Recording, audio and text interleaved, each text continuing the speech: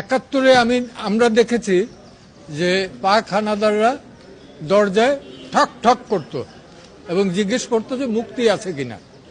আর 2024 সালে দেখলাম যে যে দেশটা আমরা রক্তের বিনিময়ে 30 লক্ষ শহীদের রক্তের বিনিময়ে স্বাধীন করলাম, সেই দেশে ব্লক রেড দিয়ে রাতের অন্ধকারে 2টা-3টার সময় ঠক ঠক করে জিজ্ঞেস করে কোনো ছাত্র আছে কিনা। যদি থাকে তাহলে আবার মোবাইলটা চেক করেন, রাস্তাঘাটেও এটা করেন। কোন আইনের বলে করেন, কোন অধিকার বলে করেন? মোবাইল চেক করার রাইট তো কারো নাই। It is absolutely personal affairs.